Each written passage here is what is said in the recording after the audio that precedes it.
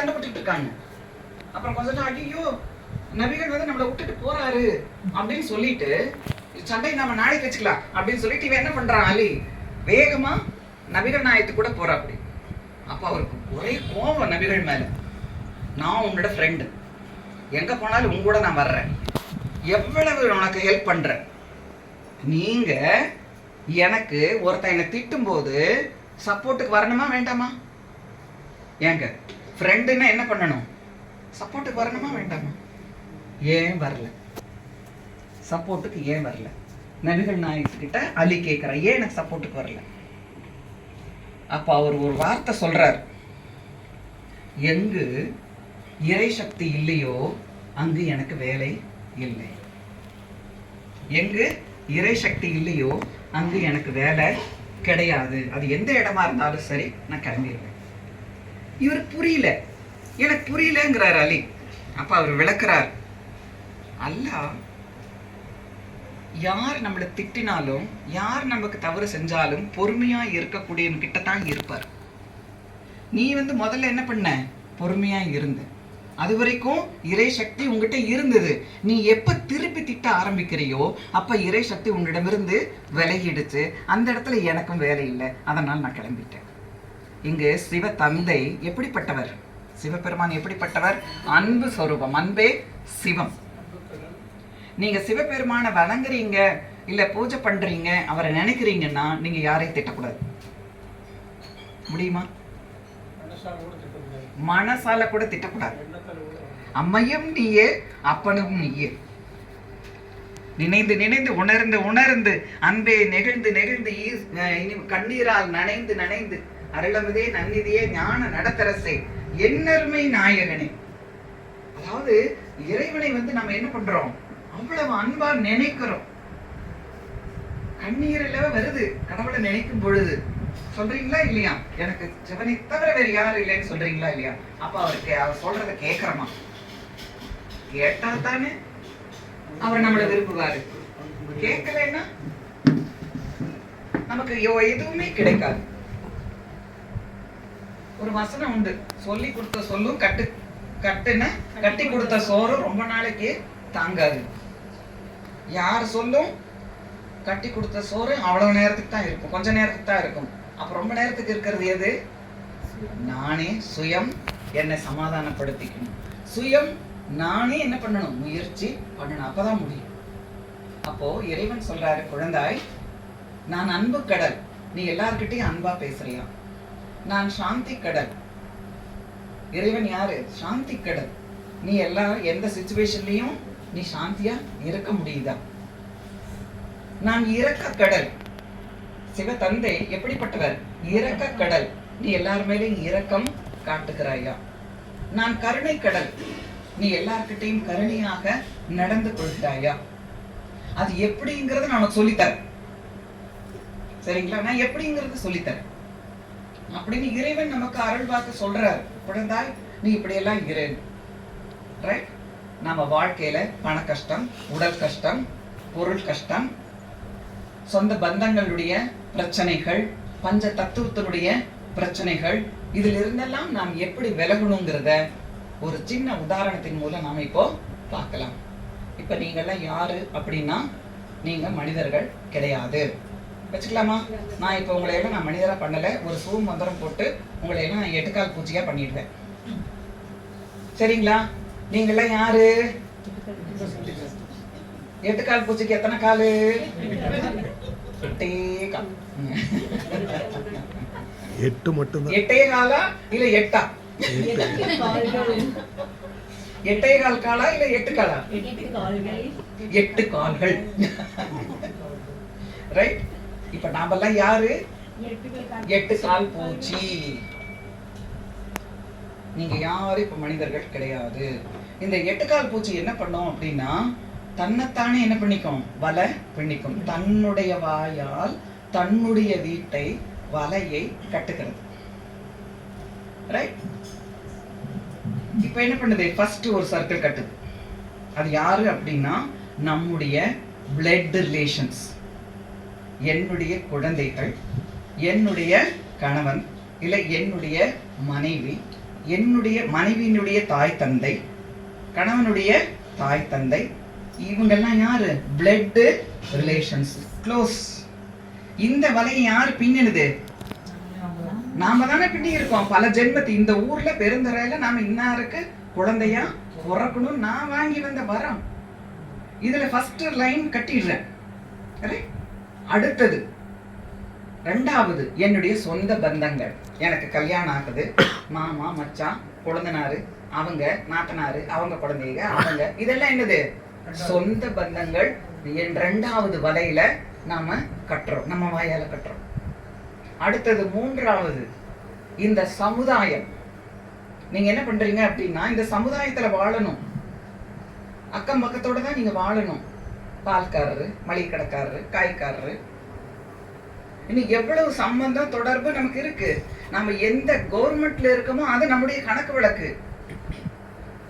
ஆந்திராவில் இருக்கக்கூடிய ஒரு ரிலேஷன் எங்களுக்கு இருக்காங்க. அவங்க சொன்னாங்க, நீங்க தமிழ்நாட்டில் இருக்கிறவங்க கொடுத்து வச்சவங்க. ஏப்பான்னு ஏப்பா அப்படின்னு, உங்களுக்கெல்லாம் ரேஷன்ல ஃப்ரீ அரிசி கிடைக்குது, ஃப்ரீ அரிசி கிடைக்கும். கரெக்ட் தானேப்பா? அது வேற விஷயம். கிடைக்குதா இல்லையா? பட்டி நீங்க இருக்க முடியுமா? இருக்க முடியாது இல்ல. கிடைக்குது இல்ல. எங்களுக்கெல்லாம் கிடைக்கவே மாட்டேங்குது. நாங்கெல்லாம் காசு கொடுத்து வாங்குறோம். தமிழ்நாட்டுல பிறந்திருக்கலாம் சொல்றாங்க. அப்படி சில எங்க ரிலேஷன் ஒருத்தர் அப்படி சொல்றாரு. ரைட்? அப்போ என்னன்னா, நீங்க எந்த ஊர்ல பிறக்கணுங்கிறது என் வாயால் நான் கட்டி இருக்கிறேன்.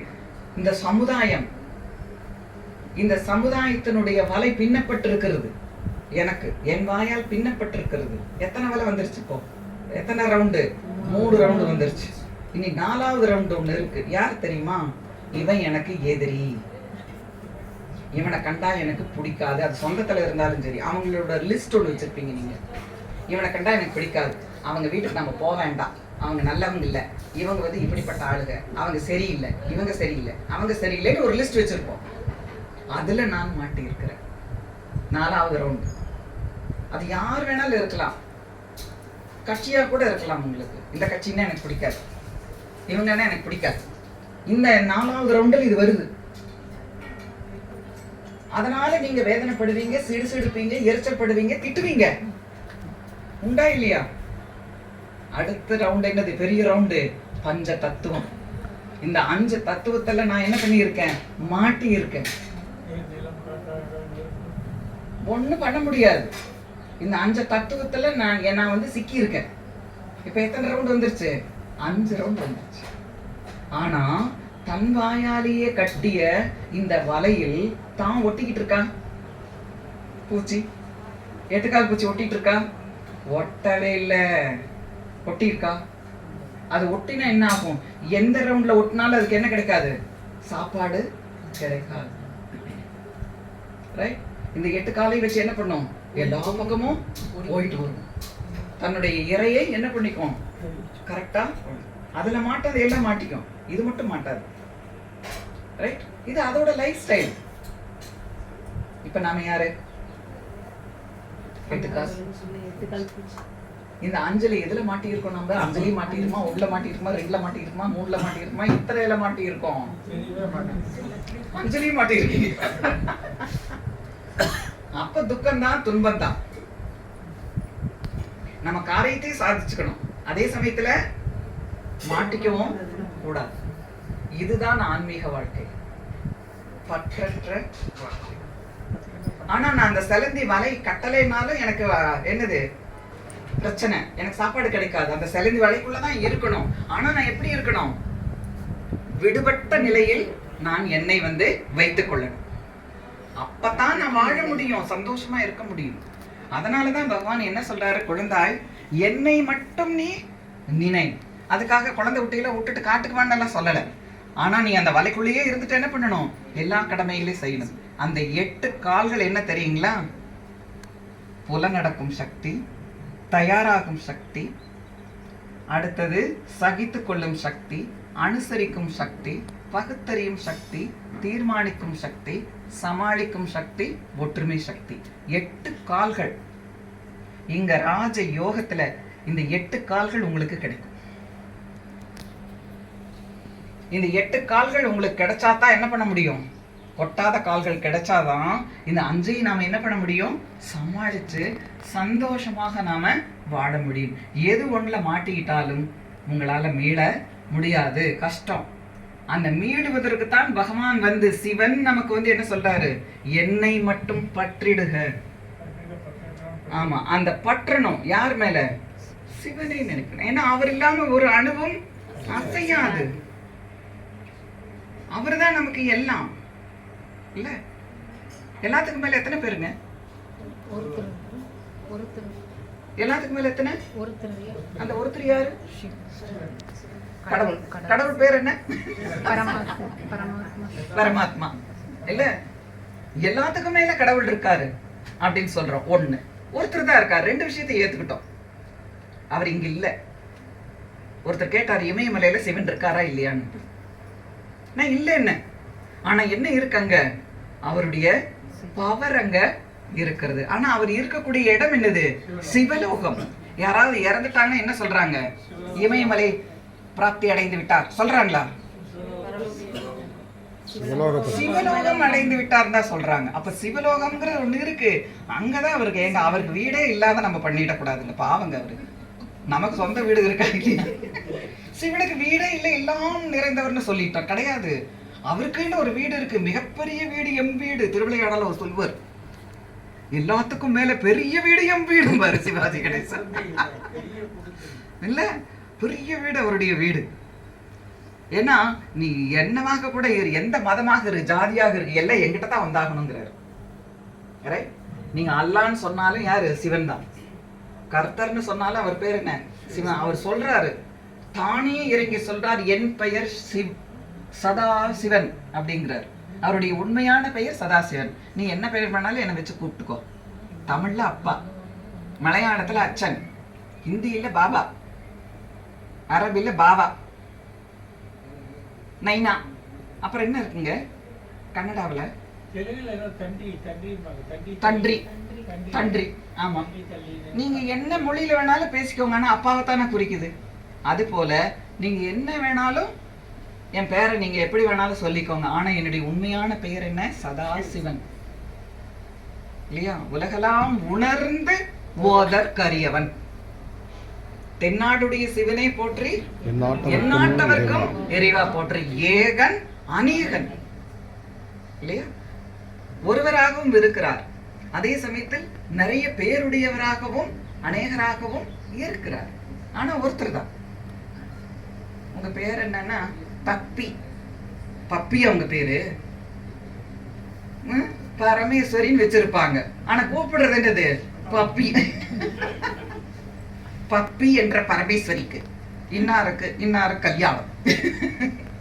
பிராக்கெட்ல போடுறப்பா இல்லையா? நமக்கே இத்தனை பேர் வச்சிருக்கிறோம், ஆளுக்கு ஒரு பேர் கூப்பிடுவாங்க.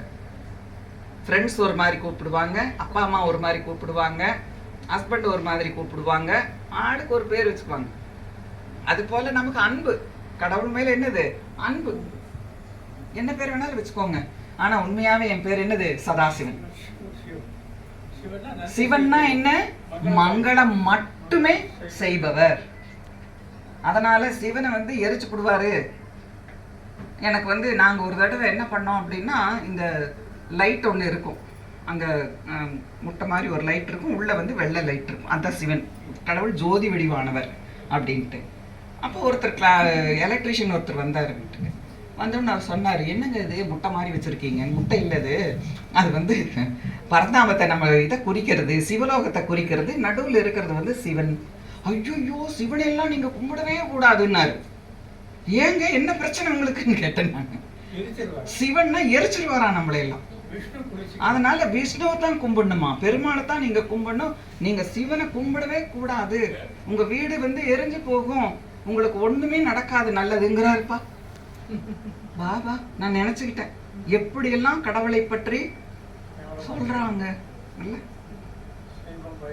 ஆமா, அதனால சொல்லிட்டாங்களா, அறியும் சிவனும் ஒண்ணு, அறியாதவர் வாயில் மண்ணுன்னு சொல்லி. அதனால பகவான் சொல்றாரு, குழந்தாய் நீ என்ன நினைக்கணும், நான் உனக்கு ஹெல்ப் பண்ண இருக்கேன், ரெடியா இருக்கேன், ஆனா நீ என்ன நினைக்க மாட்டேங்கிறாரு. எனக்கு நீ பூ பழம் மாலையெல்லாம் கொடுத்து எனக்கு லஞ்சம் கொடுத்தெல்லாம் சரி கட்ட முடியாதுங்கிறார்.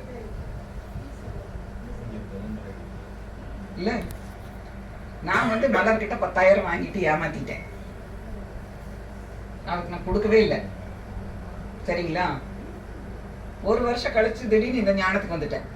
தெரியாதனமா எனக்கு தியானம் போட்டிருக்காங்க, எதுக்கு ஏறி பார்க்கலாம் உள்ள வந்தா மாட்டிக்கிட்டேன். யார்கிட்ட மாட்டிக்கிட்டேன்? சிவன் கிட்ட மாட்டிக்கிட்டேன். அவர் சொல்றாரு, இப்படி எல்லாம் பணத்தை நீ கொடுக்கலன்னா பாவம் பிடிச்சுக்கோ ஒண்ணு. சரி, நான் பயந்து போய் என்ன பண்ணிடுறேன், ஒரு வருஷம் கழிச்சு வட்டி மூலமா 20,000 மலருக்கு நான் திருப்பி கொடுத்துட்றேன். இப்ப எனக்கு பாவம் போயிருச்சா போகலையா? சொல்லுங்க, யார் பதில் சொல்றீங்க? பாவம் நீங்க சொல்லாதீங்க, புதுசா வந்தாங்க சொல்லுங்க. ஞானம் கேட்காத சொல்ல, பாவம் போயிருச்சா இல்லையா? டபுள் மடங்கா கொடுத்துட்டேன் நான். பாவம் போயிருச்சா இல்லையா? என்ன சொல்றீங்க? போகல. ஏங்க போகல? நான் தான் டபுள் மடங்கு கொடுத்துட்டேன். மன்னிப்பு வேற காலில் விழுகாத வரைக்கும் காலை விழுந்து கூட மன்னிப்பு கேட்டேன். சாரி, என்ன மன்னிச்சிருங்கன்னு கேட்டேன். இன்னும் உங்களுக்கு எவ்வளவு வேணாலும் நான் தர்றதுக்கு ரெடியா இருக்கிறேன்னு சொல்றேன். பாவம் போச்சா இல்லையா? போகலை. ஏன் போகல? அந்த ஒரு வருஷம் மலர் என்ன பண்ணியிருக்காங்க, பணத்துக்கு கஷ்டப்பட்டிருக்காங்க. அந்த ஒரு வருஷம் கஷ்டப்பட்டதை நான் ஒரு வருஷம் கழிச்சு திருப்பி கொடுத்தாலும் அந்த பட்ட கஷ்டத்துக்குடைய பலனை யார் அனுபவிக்கிறது? நாம தான் அனுபவிக்கணும். இனிமே வராது. அந்த ஒரு வருஷத்துக்கு மேல நான் கொடுத்துட்டேன்ல, அதுக்கப்புறம் அந்த பாவத்தினுடைய கணக்கு இருக்காது. ஆனா அந்த ஒரு வருஷம் அவங்க பட்டதை நானும் ஏமாந்து போய் நானும் அந்த பண கஷ்டத்தை அனுபவிக்கணும். அதனால பண கஷ்டத்துல நீங்க வந்துட்டீங்கன்னா கவலைப்படாதீங்க. ஏதோ பழைய ஜென்மத்து பாவம் கழிஞ்சிருச்சு, இப்ப நான் பிழைக்கிறதுக்கு என்ன வழிங்கிறத மட்டும் பிளான் பண்ணுங்க.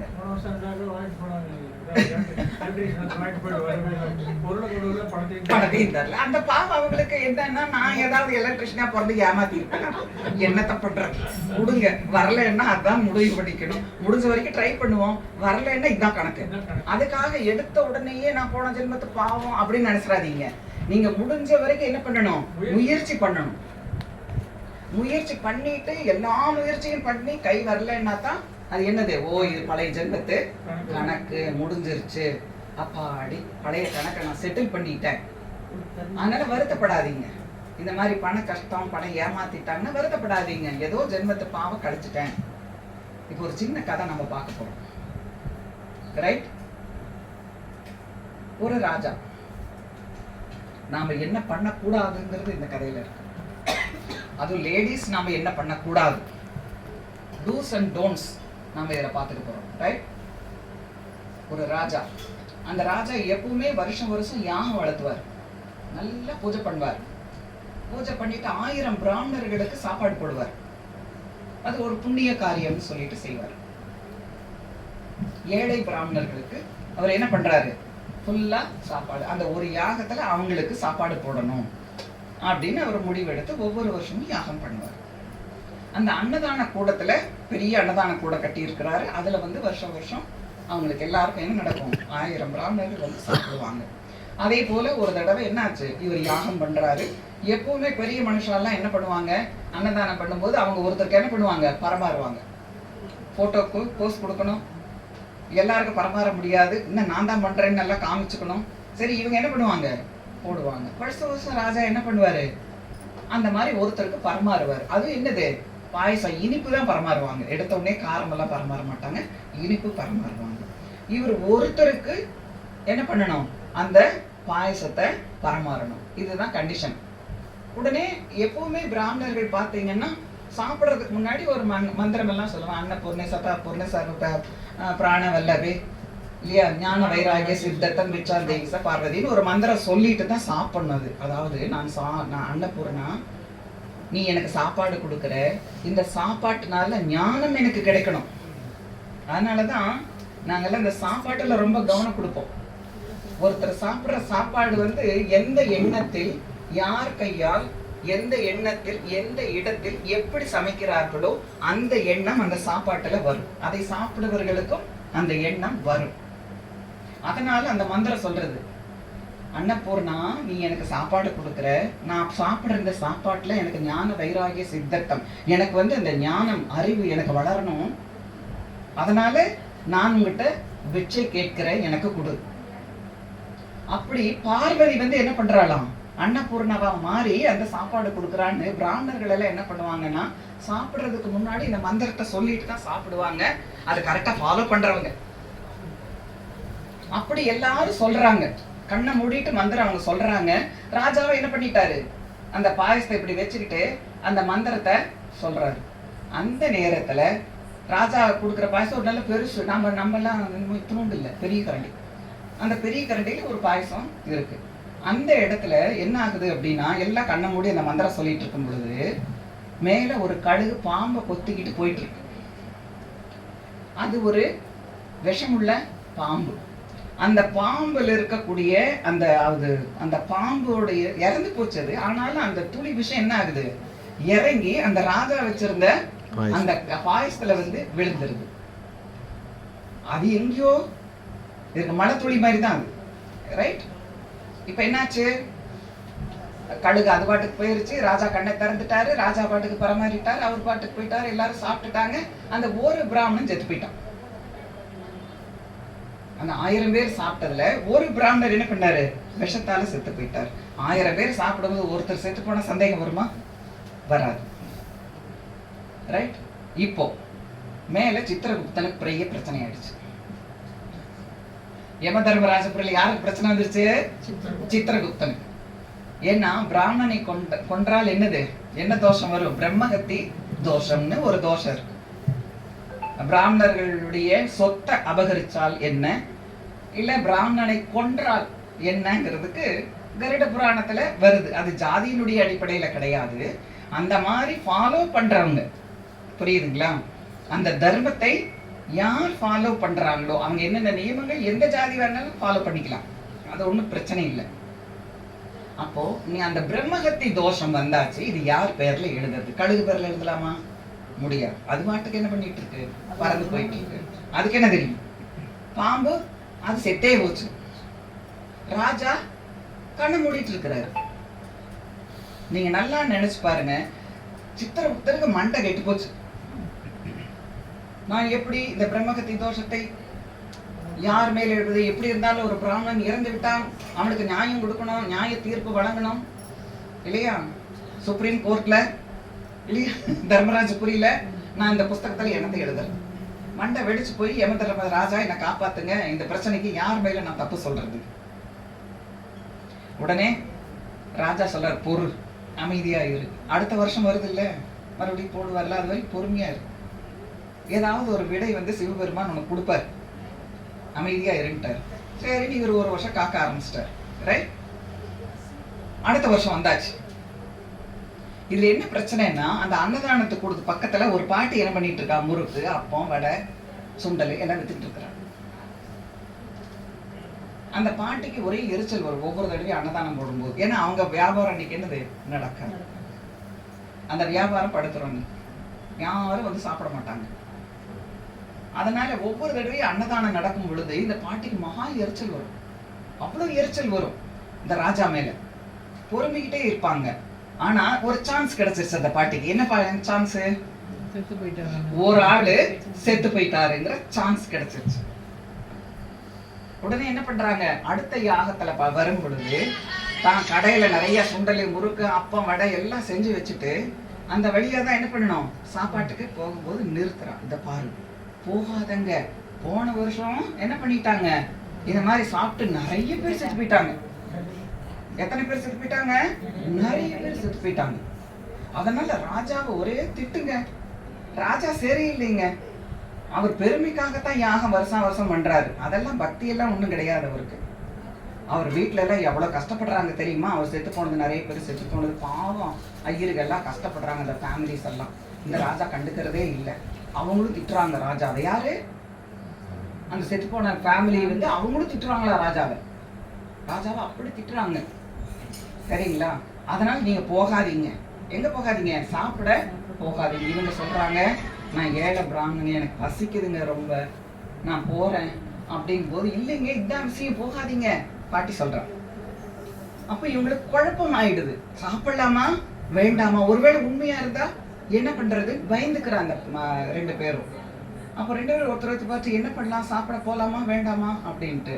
அப்ப அந்த பாட்டி சொல்றா, என்கிட்ட வாங்கிக்கோ, இந்த வடை, இந்த சுண்டல், அப்பம் எல்லாம் இருக்கு, நீ வாங்கி சாப்பிடு. அப்புறம் வர்றாங்கல்ல, அவங்களுக்கும் இந்த விஷயத்த சொல்லு, அப்பதானே வியாபாரம் நல்லா நடக்கும். வர்றவங்க கிட்ட என்ன பண்ணு, இந்த விஷயத்த சொல்லி போகாதேன்னு சொல்லு.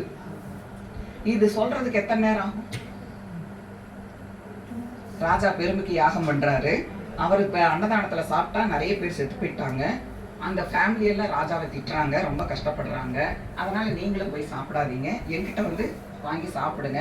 இன்னும் போற அவங்க கிட்ட எல்லார்ட்டையும் சொல்லி என்கிட்டயே சாப்பிடுங்க, நீங்க அன்னதானத்துக்கு போக வேண்டாம். எத்தனை நிமிஷம் ஆச்சு? ஒரு நிமிஷம் தான். ஒரு நிமிஷம் ஆச்சா? இதுக்கு மேல ஒண்ணும் ஆகல. ரைட்? இப்ப யார் பாக்குறா இத? சித்திரகுப்த. சரி, இப்ப யார் இந்த பாவத்தை எழுதுறது? இந்த பாட்டி மேல எழுதிடுறாங்க. பெண்டிங் கேஸ் ஓபன் பண்ணி பாட்டி மேல கேஸ் போட்டாச்சு. கேஸ் என்ன? தண்டனையே முடிவாயிடுச்சு. பிரம்மகத்தி தோஷம் யாருக்கு வருது? இதுல எத்தனை செக்ஷன் பார்க்கலாம்? இந்த ஒரு நிமிஷத்துல செக்ஷன் நிறைய இருக்குங்க. என்ன செக்ஷன்? முதலில் ராஜாவினுடைய யாகத்தை பழித்தது. அவ ஆன்மீக காரியம் செய்யறாங்கல்ல, அதனாலதான் நீங்க எந்த ஆன்மீகத்தையும் பழிக்காதீங்க. பிரம்மகத்தி தோஷம் பிடிச்சோம். யாரையும் பழிக்காதீங்க. யாருடைய தொழிலையும் நம்ம என்ன பண்ண வேண்டாம், பழிக்க கூடாது. ரொம்ப கேர்ஃபுல்லா இருக்கணும். நமக்கே தெரியாம அங்க என்னது ஈபிகோ மாதிரி கிடையாது. என்னது ஈபிகோவா? இந்தியன் பீனல் கோடுனா ஐபிகோ பாக்குறது. ஈபிகோ அங்க என்னது டிபிகோ. தர்மராஜ்புரி பீனல் கோடுல நம்ம மாட்டுவோம். இங்க பகவான் சொல்றாரு, நாங்க இங்க எடுக்கிற தர்மராஜ்புரி கிளாஸ் 55 பாயிண்ட்ஸ் இருக்கு. அதை கேட்டா அரண்டு போயிடுவீங்க நீங்க. நாம எந்த தவறு செய்ய மாட்டோம். பகவான் அவ்வளவு சிவபெருமான் அவ்வளவு கிளீனா நமக்கு சொல்லி தராரு. நீ என்ன பண்ணலாம் பண்ணக்கூடாது. வம்பு மட்டும் பேசாதீங்க. யார பத்தியும் யார பத்தி தவறா பேசாதீங்க. பழி உங்களுக்கு அங்க போயிட்டு இருக்கு. தர்மராஜ்புரியில போயிட்டு இருக்கு. சித்திரகுப்த கணக்கு எழுதிட்டு இருக்கான். ஃபர்ஸ்ட் என்னது? ராஜாவை பழித்தது. அவர் அன்னதானத்தை, அதாவது அந்த புண்ணிய காரியத்தை பாவ காரியமாக மாற்றியது. மேலும் இறந்தவருடைய குடும்பத்தில் பொய்யான ஒரு வதந்தியை கிளப்பியது. அவங்களும் ராஜாவை என்ன பண்ணாராம்? திட்டினாங்களாம், பழித்து சொன்னாங்களாம். இவங்க தான் சொல்றாங்க, அவங்க சொல்லவே இல்லை. அவங்க சொல்லாததை சொன்னதாக சொன்னது. பசியோடு வந்த பிராமணர்களை தடுத்தது. அவர் சொல்றா, என்கிட்ட வாங்கினா. அவன் சொல்ல, என்கிட்ட பைசா இல்லைன்னு போய் கொண்டான். அப்ப வந்தவரை சாப்பிடவும் விடாம பண்ணின தப்பு. பசியோடு அவர்களை பண்ணினது இன்னொரு தவறு. மேலும் தனக்கு சாதகமாக பேச சொல்லி அவர் என்ன பண்றாங்க? தூண்டி விட்டது. இப்ப எத்தனை ஈபிகோ வருது? எத்தனை டிபிகோ வந்துட்டு இருக்கா? கடைசியில் இந்த அவன் என்ன சொல்றான்னா, இந்த கடவுளுக்கு என் மேல கருணையே இல்லை, இப்படி அன்னதானத்தை போட வச்சுட்டு கடவுள் பேரால் அன்னதானத்தை போடுச்சு, எம் வியாபாரத்தை இந்த கெடுக்கிறார் கடவுள். கடைசியா முடிக்கிறார். கடைசியில் அவர் இவர் கேட்கிறாரு, யம தர்மராஜா நீ எழுதிட்டியா? பிரம்மகத்தி தோஷம் யாருக்குன்னு எதாவது கிழங்கு மேலதான் எழுதியிருக்கிறேன் அப்படின்னு சொல்லிட்டு சித்திரகுப்த சொன்னோன்னு, அப்படியா அப்படின்னு இருங்க தர்மராஜா நான் ஒவ்வொன்னா சொல்றேன்னு சொல்லும்போது, நிறுத்து இத்தனை சொல்றேன் அப்படிங்கிறாரு தர்மராஜ். ஆமா, ஒவ்வொரு செயலுக்கும் என்ன உண்டு? தண்டனை உண்டு. நான் உண்மையா சொல்றேன், நீங்க யார் மேலையும் எந்த சின்ன தவறும் சொல்லாதீர்கள். அவங்களுடைய நிலைமை என்ன நமக்கு தெரியுமா? ராஜாவோட நிலைமை என்ன தெரியுமா? கழுகுனோட நிலைமை என்ன? பாம்போட நிலைமை என்ன நமக்கு தெரியுமா? ஏன் நம்ம சும்மா சொல்லணும்? சொல்லக்கூடாது. பாவம் நமக்கே தெரியாம கடவுள்கிட்ட ரெஜிஸ்டர் ஆயிட்டு இருக்கு. அப்புறம் அதோட பாவம் அடுத்த ஜென்மத்துல நம்ம அனுபவிக்கும். எதுக்கு இந்த பிரச்சனை? ஃபர்ஸ்ட் நம்ம என்ன உறுதிமொழி எடுத்துக்கிறோம்? யார் மேலேயும் நாம எந்த பழியும் சொல்ல, அவங்க எப்படி வேணாலும் இருந்துட்டு போட்டோம், பழி சொல்லக்கூடாது. சொன்னால் அதங்க ரெஜிஸ்டர் ஆகுது, சித்திரகுப்த ரெஜிஸ்டர் ஆகுது. அடுத்தது பொய்யான வதந்தியை நம்ம என்ன பண்ணக்கூடாது? கிளப்பக்கூடாது. அது ரெஜிஸ்டர் ஆகுது. ஒரு நிமிஷத்துல எத்தனை செக்ஷன் வருது? நம்ம எத்தனை நேரம் வதந்தி பேசுறோம்? 1 மணி நேரம் பேசுவோமா? 2 மணி நேரம் பேசுவோமா? இல்லாதையும் பொல்லாதையும் பேசுவோமா? யூகம் பண்ணி பேசுவோமா? அது எங்க வேணாலும் உட்காருங்க. பஸ்ல போகும்போதும் பேசுங்க, வாசல்ல உட்கார்ந்து பேசுங்க, இல்ல எல்லாருக்கும் அப்படியே ஸ்நாக்ஸ் கொடுத்துட்டும் கடிச்சுக்கிட்டே பேசுங்க. யார் வேண்டாம்? ஆமா, என்ன புடவை கட்டியிருக்காங்க, எத்தனை நகை போட்டிருக்காங்க, இப்படி எல்லாம் ஒரு வாழ்வை பாரு. நான் பார்க்கும்போது இத்தினுண்டா இருந்தா, ஒண்ணும் இல்லாம மூக்கொடுக்கிட்டு இருந்தா, அப்படி இப்ப பாரு வந்தாவ பாரு. எப்படியெல்லாம் நாம ஒவ்வொருத்தரையும் கேவலப்படுத்துறோம், கிண்டல் பண்றோம், கேலி பண்றோம். ஒவ்வொருத்தரும் அவங்கவுங்க பாவ கணக்கு தகுந்த மாதிரிதான் அவங்க டிசைன் ஆகியிருக்காங்க. அது அவங்க கழிக்கிறதுக்கே கஷ்டப்பட்டுட்டு இருக்காங்க. நாம குறுக்கல பூந்து என்ன பண்றோம்?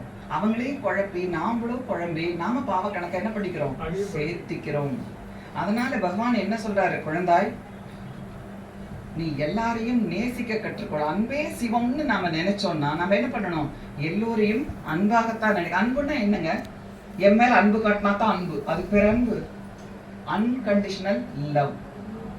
எந்த கண்டிஷனும் இருக்கக்கூடாது. நீ நல்லா நடந்தா தான் நான் உன்னை அன்பு செலுத்துவேன்னா அதுக்கு பேர் லவ் கிடையாது. அதுக்கு பேர் லவ் இல்லை. அவங்க எப்படி இருக்காங்களோ அப்படியே ஏற்றுக்கொண்டு நம்முடைய கடமையை நம்ம கரெக்டா செய்யறதுக்கு பேர் தான் என்னது? உண்மையான ஆன்மீக அன்பு. அதனாலதான் பகவான் சொல்றாரு, நீ என்னுடைய குழந்தையா இருக்க அப்படின்னா நான் சொன்னது கேட்டா தான் உனக்கு நான் செய்வேன். எங்க அப்பாவுக்கு 5 ஏக்கரா இருக்குதுன்னு வைங்க, 5 பசங்க நாங்க இருக்கோம்னா எத்தனை ஏக்கரா எழுதி வைப்பாரு? ஆளுக்கு 1 ஏக்கரா எழுதி வைப்பாரு. நான் தருதலையா செலவு பண்ணி திரிகிறேன்னு வச்சுக்கோங்க, எங்க அப்பா என்ன பண்ணுவாரு? எழுதி வைப்பாரு. எனக்கு நான் கஷ்டப்பட்டு சேர்த்துன சொத்தப்பா, தாத்தா சொத்து இல்ல என் சொத்து. நான் விரும்பினாத்தான் அவனுக்கு என்ன பண்ண முடியும்? கொடுக்க முடியும். அதனால நீ இப்படி என் சொத்தை அழிச்சிருவே, நான் கஷ்டப்பட்டு ரத்த சிந்தி பாடுபட்ட இது நீ அழிச்சிருவே, நான் தரமாட்டேன். எங்க அப்பா என்ன சொல்லுவாரு? நான் சொன்னபடி கேட்டாதான் என்னோட சொத்து உனக்கு கிடைக்கும். சும்மா நீ மாலை போட்டா நான் மயங்க மாட்டேன். சோஸ்திரம் சொன்னாலும் நான் மயங்க மாட்டேன். நீ சொன்னேன்னா அதன்படி நடக்கணுங்கிற. நடந்தா கரெக்டும், நடக்கலைன்னா கிடைக்காது. அன்பே சிவம்னா நான் எல்லார்கிட்டையும் அன்பு செலுத்தணும். அவங்க எப்படி இருந்தாலும் சரி, நான் மிக உயர்ந்த நிலையில் இருக்கிறேன் அப்படின்னு நினைக்கணும். இதுதான் என்னது? உண்மையான அன்பு. எவ்வளவு மாடி உயர்த்தல் இருக்குமோ அவ்வளவு சின்னதா தெரியும். நான் எவ்வளவு உயர்ந்த நிலை என் மனசுல இருக்கணும், மற்றது எல்லாமே எனக்கு என்னதான் தெரியாது, பெருசா தெரியும். நான் கடவுளுக்கு குழந்தைன்னா நான் யாரு? பெரியவன் தானே, சின்னவனா? நான் கடவுளுக்கு இனிமையான குழந்தைன்னா நான் யாரு? சின்னவனே கிடையாது, பெரியவன். அதனால எனக்கு முன்னாடி வரக்கூடிய எதுவுமே என்ன கிடையாது, பெருசு இல்லை. எனக்கு எல்லாமே சின்ன விஷயம்தான். பகவான் சொல்றாரு, நீங்க ஆதா மந்திரவாதின்னு சொல்வாரு. ஆதா மந்திரவாதினா பாதி மந்திரவாதி. சின்னதை பெருசாக்க தெரியும், பெருச சின்னதாக்க தெரியாது. இதுதான் நம்முடைய குணம். எனக்கு முழு மந்திரம் தெரியணும், சின்னதை பெரிதாக்க தெரிஞ்சா பெருசா என்ன பண்ணணும்? சின்னதாக்கவும் எனக்கு தெரியணும். அந்த மனப்பக்கம் இருந்தா நம்ம வாழ்க்கையில ஜெயிச்சிருவோம். அந்த மனம் இருந்ததுன்னா நம்ம வாழ்க்கையில எப்பவுமே ஜெயிக்க முடியும். இன்னைக்கு என்ன உறுதிமொழி நாம எடுக்கலாம்? யாரை பற்றியும் நான் என்ன சொல்ல மாட்டேன், ரைட்? யாரை பற்றியும் நான் புறம் பேச மாட்டேன். யாருடைய குறைகளையும் நான் யாரிடமும் கூற மாட்டேன். அதை வர்ணனை செய்ய மாட்டேன். எல்லோர் மேலேயும் எனக்கு என்ன இருக்கும்? நல்ல இருக்கட்டும், நல்லா இருக்கட்டும். சர்வே ஜனா சுகினோ பவந்துன்னு சொல்வாங்க. எல்லாரும் உலகத்தில் இருக்கக்கூடிய அத்தனை மக்களும் நன்றாக இருக்கட்டும். எல்லோரும் இறைவனுடைய சக்தியை அறிந்து என்ன பண்ணணும்? நல்லா இருக்கட்டும். இப்படி உங்களால் நினைக்க முடியாதா? இதுக்கு கஷ்டப்படணுமா? நாம 1008 மந்திரம் சொல்லணுமா? சொல்லவே வேண்டாம். மனசுல நீங்க நினைக்கணும். இதத்தான் இங்க கடவுள் சொல்லித்தாரு. மனசுல மாற்றத்தை கொண்டு வரணும்னா பழச எண்ணத்தை அழிச்சிட்டு என்ன பண்ணணும்? புது எண்ணத்தை கொண்டு வரணும். இருட்டிடுச்சுன்னா என்ன பண்ணலாம்? இருட்டை எப்படி வளர்க்கலாம் சொல்லுங்க? இருட்டே போ போ போ அப்படின்னா போயிருமா இருட்டு? நீங்க என்ன பண்ணணும்? மெழுகுவர்த்தி ஏத்தணும், லைட் போடணும், ஒரு அகல் விளக்காவது ஏத்தணும். அப்பதான் இருட்டு போகும். அப்ப துக்கமே போ போ போனா எப்படி போகும்? மனசுக்குள்ள சாந்தியான எண்ணங்களை நீங்க கொண்டு வந்தா தான் துக்கம் தானாக போகும். எதுவுமே கொண்டு வராம துக்கம் போகாது. அதனாலதான் பகவான் முதல்ல என்ன நினைங்கிறார்? முதல்ல கடவுளை நினைக்கணும். அதுக்கப்புறமா நம்ம என்ன செய்யணும்? அவர் என்ன சொல்றாரோ அதை நினைச்சு அழகணும். ஏங்க, வீடு உங்களுதான் முதல்ல நான் கேட்டேன். உங்களுதான் வீடு? இப்ப சொல்லுங்க, வீடு உங்களுதான்? நாம செத்து போயிட்டோம்னா அந்த வீடு நம்மளுதா? இல்ல. நாம எப்ப சாவோம் நமக்கு தெரியாது. எல்லாருக்கும் பர்த் டேட் தெரியும், டெத் டேட் தெரியாது. ஆனா டெத் டேட் உண்டா இல்லையா? இருக்கா? நான் இன்னும் ஒரு 100 வருஷம் வாழுவேனா? எனக்கு 71 வயசு ஆச்சு, எனக்கு பெரிய பங்களா இருக்குது, நான் 100 வயசு வாழுவேனா நான் கேரண்டி கொடுக்க முடியும்? எத்தனை வருஷம் தான் அனுபவிப்பத?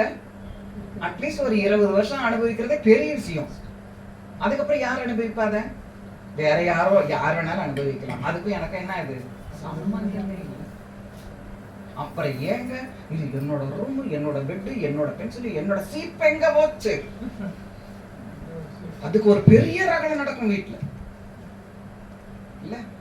ஆக உலகத்துல என்னுடையதுன்னு சொல்றது முதல்ல நிறுத்திங்க. குடும்பம் என்னுடையது இல்ல, இந்த வீடு என்னுடையதல்ல, என்னுடைய குழந்தைகள் என்னுடையதல்ல, கடவுளுடையதுன்னு சொல்லி பாருங்க. அவர் பொறுப்பு எடுத்துக்குவார். நான் என்னுடையதுன்னு புடிச்சுக்கிட்டா அவர் என்ன பண்ணுவாரு? நீயே பாத்துக்கோ, உன் பிரச்சனை நீயே பாத்துக்கோ, நீ என்னுடையது இப்ப எங்கிட்ட கொடுக்குறியோ நான் பாத்துக்கிறேன் இல்லைங்க. ஒரு பையன் பால் விளையாடிட்டு இருக்கான். பால் விளையாடிட்டு இருக்கும்போது ஒரு பால்கனியில போய் அந்த பால் விழுந்துருது. உடனே வெளியில ஒரு பொண்ணு வரா. வெளியில பொண்ணு வந்தோடனே அந்த பாலை கையில எடுக்கிறான். எடுத்துட்டு கீழே பார்த்துக்கலாம், பசங்க பால் யாரோடது கேட்கிறான். அந்த பையன் பதில் சொல்றான், உங்க கையில் இருக்கிறதுனால இப்ப உங்களோடது, எங்க கைக்கு வந்தா தான் அது எங்களது. அந்த குழந்தை எத்தனை அழகா பதில் சொல்லுது பாருங்க இல்ல. நம்ம கையில இருக்கிற வரைக்கும் நம்மளுது. அடுத்த செகண்ட் பாலை தூக்கி போட்டு ஆறுது அவனுடுது. அப்பா பிஸ்கட் வாங்கிட்டு வருவாரு, குழந்தைக்கு கொடுப்பாரு. கண்ணு எனக்கு ஒரு பிஸ்கட் கொடுமான்னு, என்னடது இப்பதான் அப்பா வாங்கி கொண்டு கொடுத்தாரு. இந்த குழந்தை என்ன சொல்லும்? என்னடதுங்க. எங்க அடுத்த செகண்ட் என்னடுதுன்னு இருக்குது. உடனே அப்பா என்ன சொல்வாரு? இந்த பிஸ்கட்டை 7:30 வரைக்கும் உங்களுக்கு கிளாஸ் இருக்கும், இருப்பீங்களா எல்லாரும் 7:30 வரைக்கும், இந்த பிஸ்கட் என்னடுது. அப்படியா? அப்பா கொண்டு கொடுத்தாங்க. இந்த குழந்தை என்ன பண்ணும்? என்னடுதுன்னு சொல்லிட்டு என்ன தரும்? இந்தா அப்படின்னு சொல்லிட்டு ஒரு பிஸ்கட்டை கொடுக்கும். நீ போய் பாட்டி கொண்டு கொடுத்துப்பா, தாத்தா கொண்டு கொடுத்துப்பா, உங்க அண்ணனுக்கு ஒண்ணு கொடுத்துப்பா எல்லாம் சொன்ன உடனே சரி அப்படின்னு சொல்லிட்டு அந்த காலத்துல நாமெல்லாம் பண்ணோம். இப்பெல்லாம் நீங்க குழந்தைகளுக்கு எப்படி பிஸ்கட் வாங்கி தரீங்க? ஆளுக்கு ஒரு பேக்கெட் கொடுக்குற எண்ணமே வராது. கடைசியில் அந்த குழந்தை நமக்கு சோறு போடாது. போடுமா?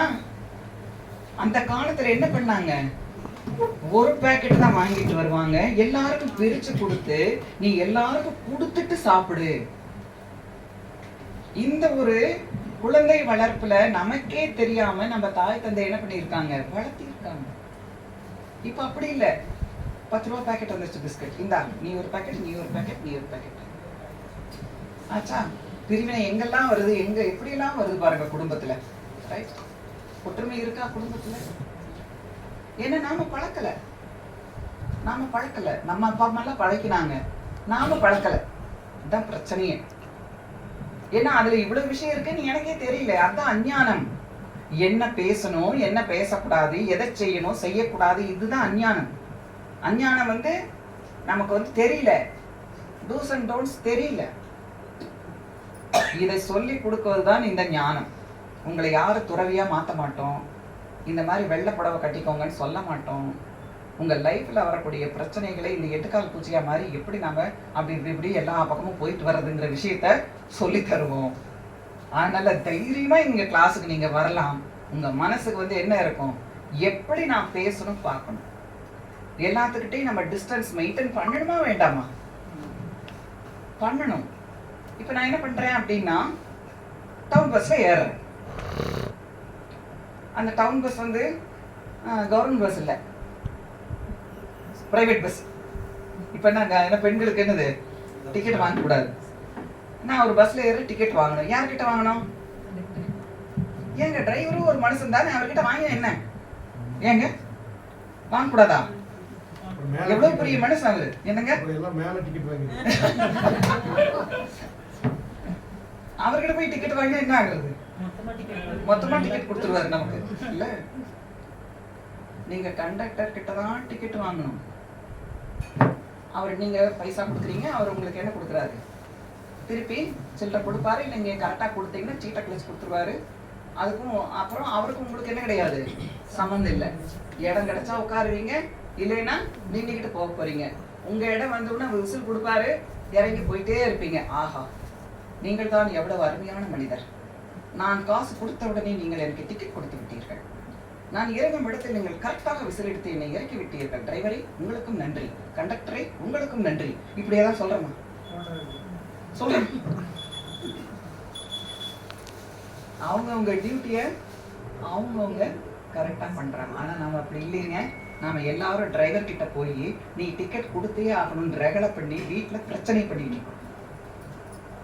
அதனால தலைப்பு வச்சுக்கோங்க, கண்டக்டரிடம் டிக்கெட் வாங்குங்கள் அப்படிங்கிற தலைப்பு. என் குடும்பத்துல பிரச்சனை, எனக்கும் மாமியாருக்கும் சண்டைன்னா யாருக்கிட்ட சொல்லுவேன்? கணவன் கிட்ட மட்டும்தான் சொல்லணும். வேற எழுத்து வீடு பக்கத்து வீடுன்னா அப்படிவா வலிக்கு நான் அகல பண்ற மாதிரி இல்லையா? நான் இந்த கிளாஸுக்கு வரும்போது ஒரு பிரச்சனை நடந்தது இல்ல. டெய்லி 5 மணிக்கு புறப்பட்டுருவேன். 2 கிலோமீட்டர் நடந்துதான் கிளாஸ், திருப்பி வாபஸ் 2 கிலோமீட்டர் நடக்கணும்.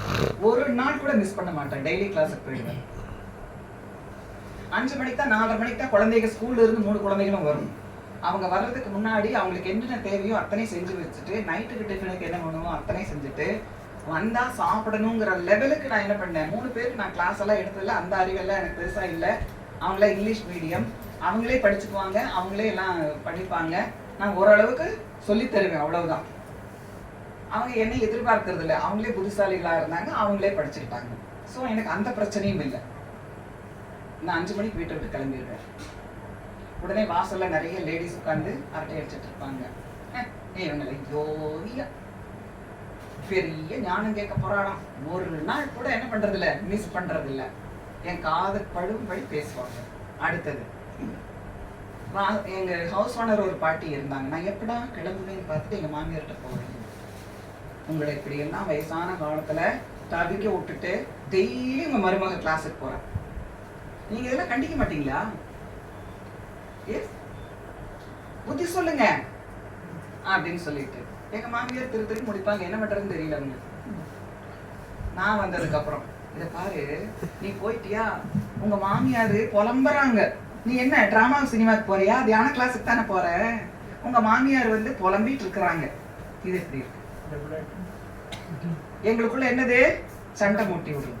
சாயிரம் சொல்லுவார், நீங்க 2 பேரும் சும்மா சண்டை பிடிச்சுக்கோங்க, நீ சண்டை பிடிக்கலன்னு சொல்லிட்டு எல்லாருக்கும் வருத்தமா இருக்கு, கண்பற்ற போகுது. நான் பொய்யாவானு சண்டை பிடிக்க மாட்டேன், அப்புறம் அது நிஜமாயிரும். அதனால நான் சண்டை பிடிக்க மாட்டேன் இல்ல.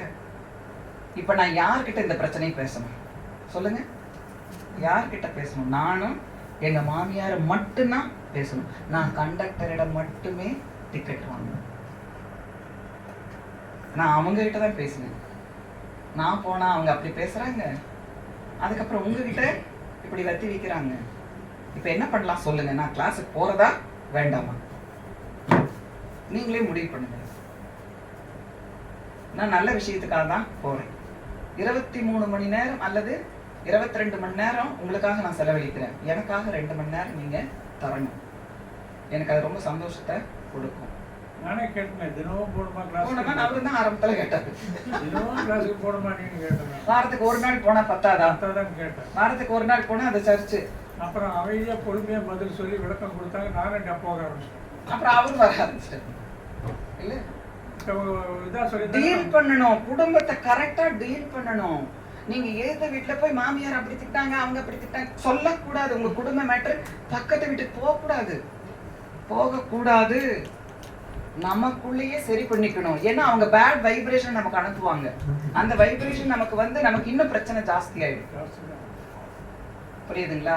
அதனால பெண்களாகிய நாம் என்ன செய்யக்கூடாது, மத்தவங்க கிட்ட வதந்திய மத்தவங்களை பத்தி பரப்பாதீங்க. யார்கிட்ட மட்டும் உங்க பிரச்சனையை பேசணுமோ அவங்க கிட்ட மட்டும் பேசுங்க. உங்க வெல் விஷர்ஸ் இருப்பாங்க, அவங்க கிட்ட நீங்க ஷேர் பண்ணிக்கலாம். ஆனா எல்லார்கிட்டையும் போய் என்ன பண்ண வேண்டாம். உங்களுடைய மன பிரச்சனையோ பண பிரச்சனையோ உடல் பிரச்சனையோ எதையுமே ஷேர் பண்ணாதீங்க. உடல் பிரச்சனை வந்தா நீங்க டாக்டர் கிட்ட ஷேர் பண்ணுங்க, போறோம், அதோட நிறுத்திக்கோங்க. என்னம்மா டாக்டர் கிட்ட போயிட்டு ஒண்ணும் இல்ல, சின்ன காய்ச்சல், அதோட முடிச்சுக்கோங்க. கதை பேசாதீங்க. எனக்கு அங்க வலிச்சது, இங்க வலிச்சது, அந்த டெஸ்ட் எடுத்தாங்க, இந்த எதுக்கு? அவங்க டாக்டரா? வேண்டாம். இதுல இருந்தெல்லாம் நம்ம விலகினாவே மனசுக்கு நிம்மதி இருக்குங்க. மனசு லேசாயிடும். எதனால எல்லாம் நமக்கு மன கஷ்டம் வருதுன்னு இதனாலதான். நான் இதெல்லாம் உங்களுக்கு ஒரு சின்ன பார்ட்டு தான் சொல்றேன். இந்த மாதிரி நிறைய விஷயங்கள் இருக்கு. அதெல்லாம் நாம தவிர்க்கிறது தான் இந்த ஞானம். இது எப்படி தவிர்க்கிறது தான் இங்க சொல்லித்தரோம். நாங்க வேற ஏதோ உங்களை சாமியார் ஆக்குறதுக்கு சொல்லி தர்றது இல்ல. எப்படி குடும்ப பிரச்சனையை டீல் பண்றது, உங்களை நீங்களே எப்படி டீல் பண்றது. ஒரு பிரதர் வந்து என்கிட்ட சொன்னார், சிஸ்டர் எனக்கு ஒரே பிரச்சனைனாரு. என்ன, என் பொண்டாட்டினால ரொம்ப பிரச்சனை. அப்படி என்ன பிரச்சனை உங்க பொண்டாட்டி பண்றாங்கன்னு? என்னோட ட்ரெஸ் வைக்கிறது 2 அலமாரி தான் இருக்கு சிஸ்டர், மற்றபடி 4 பீரோ இருக்கு. அத்தனையில அவளோட சுடிதார் அவளுடைய புடவை இருக்கு. என்னம்மா, அவங்களுக்கு ஒரு பீரோல 2 அலமாரி தான் கொடுத்துருக்காங்களாம் ஹஸ்பண்டுக்கு. மீதி ஹஸ்பண்ட் பீரோலயும் இவங்களோட பொருள் இருக்கு, அவங்களுக்கு தனியா 2 பீரோ வேற இருக்கு. அதுலும் நிறைஞ்சு போய் பத்தலைன்னு சொல்லிட்டு இருக்காங்க. நான் எத்தனை பீரோ வாங்குறது, எத்தனை அலமாரி கட்டுறது? கொஞ்சம் சிம்பிளா இருக்க சொல்லுங்க, நான் கூட்டிட்டு வரேன். அவர் என்ன பிரச்சனை, பொண்டாட்டிட்ட வேற பிரச்சனை இல்ல, இந்த புடவை சேமிக்கிறது தான் பெரிய பிரச்சனை. 600 புடவை நம்ம சொந்தக்காரமா வச்சுட்டு மறுபடியும் பத்தலை மனவேதனை இருந்தாங்க. எப்படி நிம்மதி? 600 புடவை எனக்கு தெரிஞ்சவங்க. சொந்தக்காரங்க நாம உயிர் இருக்கிற வரைக்கும் அதை கட்ட முடியுமா சொல்லுங்க? எத்தனை புடவை வச்சுக்கணும் நம்ம? யாரு அப்படி நினைக்கிறீங்க? பத்திரிக்கை வச்சா ஒரு புடவை எடுப்பீங்களா? யார் வேணாலும் ஒரு வருஷத்துக்கு 4 பத்திரிக்கை வச்சாங்கன்னா 4 புடவை எடுப்பீங்களா? தப்பு தப்பு. ஏன் பண கஷ்டம் வருது? ஆடம்பர செலவு. அதனால பெண்கள் நீங்க 3 விஷயத்தை கவனிங்க. 1 தேவை, 2வது விருப்பம், 3வது ஆசை. இந்த 3 விஷயத்துல நீங்க எங்க போனாலும் மனசுல வச்சுக்கணும். நீங்க மளிகை கடைக்கு போறீங்க, இல்ல பாத்திர கடைக்கு போறீங்க. பாத்திர கடைக்கு போனா நீங்க என்ன பாத்திரம் வாங்குறீங்களோ அதை மட்டும் வாங்குவீங்களான்னு தான் இப்ப எனக்கு கேள்வி. ஏமா இல்லையா? அழகா இருந்தா வாங்குவீங்க, தேவைக்கு வாங்க மாட்டீங்க, விருப்பத்துக்கு வாங்குறீங்க. பாருங்க, அழகா இருந்தா வாங்கிடுவாங்களாம். இந்த டிசைன்ல பாத்திரம் எங்கிட்ட இல்ல. அதுக்கப்புறம் என்ன பண்ணுவீங்க, அட்டணையில போட்டுருவீங்க. பொங்கல் கீழே இறங்கி வரும். அப்புறம் கைத்து கட்டல எல்லாம் தேய்ச்சி கமத்தி வச்சிருவீங்க. அப்புறம் மறுபடியும் மேல தூக்கி வச்சிருவீங்க, மேல போயிடும். ஏமா அப்புறம் எத்தனை பீரோ வேணுங்கிறீங்க? ரொம்ப கஷ்டம் அதை மெயின்டைன் பண்றது. பூச்சி பொட்டு நிறைய வரும். தேவையா இதெல்லாம்? சிம்பிள் லைஃபா வாழணும். பகவான் சொல்றாரு, பி சிம்பிள் பி சாம்பிள். இறைவன் நமக்கு சொல்றாரு, நீ எளிமையாக வாழ. ஆமா, சிம்பிளா இரு. உனக்கு தேவைக்கு மட்டும் வச்சுக்கோ. வீடானாலும் சரி, பொருளானாலும் சரி, புடவையானாலும் சரி, நீ தேவைக்கு நீ வச்சுக்கோ. நான் மளிகை கடைக்கு போறேன். எத்தனை விதமான அரிசி இருக்கு மளிகை கடையில? சாப்பாட்டு அரிசி இருக்கு, சாப்பாட்டு பச்சை அரிசி இருக்கு, அப்புறம் என்ன அரிசி இருக்கும்? இட்லி அரிசி இருக்கும், அப்புறம் கொரோனா அரிசி இருக்கு. இன்னொன்னு முக்கியமானது வரலையே, பிரியாணி அரிசி இருக்கு. பிரியாணி அரிசி இருக்குங்க. ரைட்? உங்களுக்கு தேவை என்ன அரிசி கடையில? உங்களுக்கு தேவை என்ன? சாப்பாட்டு அரிசி தானே. சரி, சாப்பாட்டு அரிசி உங்களுக்கு 10 கிலோ வேணும், வாங்கிட்டீங்க. இது கரெக்ட், இது தேவை. உங்களுக்கு விருப்பம் வருது, மாசத்துல ஒரு தடவை என்ன பண்ணலாம், பிரியாணி அரிசி சமைக்கலாம். யார் வீட்டுல சொல்லக்கூடாது, இப்பதானே கேட்டுட்டு இருக்கோம். யார பத்தி எது சொல்லக்கூடாது. நீங்க பயன்படுத்துறீங்களா இல்லையான்னு உங்களை மட்டும்தான் நினைக்கணும். மத்தவங்க ஞாபகமே உங்களுக்கு வரக்கூடாது. அதுதான் ஞானி. சரியா? இப்போ நான் என்ன பாக்குறேன், மாசத்துக்கு ஒரு தடவை பிரியாணி பண்ணி சாப்பிடணும்னு ஆசையா இருக்கு. ஓகேவா? அதனால என்ன பண்றேன், எங்க வீட்டுல எத்தனை பேரோ அதுக்கு தகுந்த மாதிரி 1 கிலோவோ 2 கிலோவோ நான் மாசத்துக்கு வாங்கி வச்சுக்கலாம். இது என்னது, விருப்பம். ஆனா டெய்லியே நான் பிரியாணி அரிசியில தான் சாப்பிடுவேங்க, அதுதாங்க எனக்கு ரொம்ப டேஸ்டா இருக்கும். நாங்கெல்லாம் அந்த அரிசியெல்லாம் சாப்பிட மாட்டோம். இது என்னது, ஆடம்பரம், ஆசை. இப்ப வாங்க பழையபடி. எங்க போறீங்க? பாத்திர கடைக்கு போறீங்க. போலாமா பாத்திர கடைக்கு? பிரதர் நீங்களாம் ஒண்ணும் இல்ல பிரதர், பாவம். இல்ல, பெண்கள் நமக்கு ஆசை தோன்ற மாதிரி என்ன பண்ணுவாங்க, அக்கா புடவை கடைக்கு புடவை எடுக்க போகணும், வரீங்களா கூட? நீங்க எடுக்காம திரும்பி வர்றீங்களாங்கிறதா எங்க பிரச்சனை. புடவை கடைன்னு நீங்களும் என்ன பண்ணுவீங்க, ஒரு 2000 கையில எடுத்துட்டு போவீங்க. அது வரைக்கும் உங்களுக்கு புடவை வாங்கணும்னு எல்லாம் எண்ணம் இல்லை. அவ புடவை கடை கூப்பிட்டா நான் சும்மா வர முடியுமா பார்த்துட்டு? இல்ல, ஆசை. ஆசை பெண்களை உங்களை செக் பண்ணிக்கோங்க. புடவை கடைக்கு போகும்போது, பாத்திர கடைக்கு போகும்போதும், மளிகை கடைக்கு போகும்போதும் உங்களுக்கு என்ன தேவையோ அது மட்டும் வாங்குங்க. உங்க லைஃப் நல்லா இருக்கும். பிரதர்ஸ் பாவம் நல்லா இருப்பாங்க. புடவை மேல ஆசை வைக்காதீங்க. 4 பீரோவை என்ன பண்ணிடுங்க, 2 பீரோவா குறைங்க. முதல்ல அதெல்லாம் கட்டி கிளிங்க. இல்ல என் கிளாஸுக்கு ஒரு சப் கலெக்டரோட வைஃப் வந்து அவங்க சொன்னாங்க, நான் வீட்டுக்கு கட்டிக்கிறதுக்கு 2 சாரி தான் வச்சிருக்கேன். அந்த 2 சாரி தான் திருப்பி திருப்பி திருப்பி கட்டுவாங்க வீட்டுக்கு. ஒவ்வொரு சாரி கிழிஞ்சதுக்கு அப்புறம் அந்த மீடியம் சாரி ஒண்ணு இருக்கும் இல்லையா வீட்டுல, அதை ஒண்ணு எடுப்பாங்க. திருப்பி திருப்பி அதே தான் கட்டுவேன். ரொம்ப தேவைன்னா தான் என்ன பண்ணுவேன், சாரி வாங்குவேன். சொல்றாங்க எங்களுக்கெல்லாம் டைரக்ஷன் 8 சாரி தான் நாங்க வச்சுட்டு இருக்கோம். அந்த 8 சாரியில நல்ல சாரி 8, அதே மீடியம் ஆகும். அதே வீட்டுக்கு அடிக்கிறதா மாறும். இந்த வீட்டுக்கு அடிக்கிறதா மாறும்போது அந்த மீடியம் ஒன்று குறையும், டாப் குறையும். அந்த டாப் ஒன்று குறையும் போது அங்க ஃபில்அப் பண்ணுவோம். அப்புறம் மீடியம்க்கு வரும். ரைட்? மீடியம் சரியில்லாத போது என்ன ஆகும், உங்களுக்கு மீடியம் வந்து வீட்டுக்கு வரும்போது அங்கிருந்து டாப்ல இருந்து ஒன்று மீடியத்துக்கு வந்துடும். இதை அப்படியே மெயின்டைன் பண்ணுவோம். எனக்கு பீரோல ஒரே அலமாரி தான், சாரிக்காக மட்டும். ஒரு அலமாரியிலே நீ இடம் ஜாஸ்தி இருக்கு. அவருக்கு கால அலமாரி சொல்லிட்டாரு. அவரும் ரொம்ப குறைவா தான் வச்சுக்குவாரு. அவ்வளவுதான், அதுக்கு மேல அவரும் கிடையாது. எங்களுக்கும் நான் விலை கொடுத்து வாங்குறது இல்லை, எங்களுக்கு கிஃப்டா வரும். எங்க இன்ஸ்டியூட்ல கிஃப்டா தருவாங்க. முதல்ல நானும் பீரோ நிறைய வச்சிருந்தேன், இல்லைன்னு சொல்லல, வச்சிருந்தேன். அதுக்கப்புறம் என்ன ஆயிடுச்சு, அது எல்லாம் சேஞ்ச் ஆயிடுச்சு.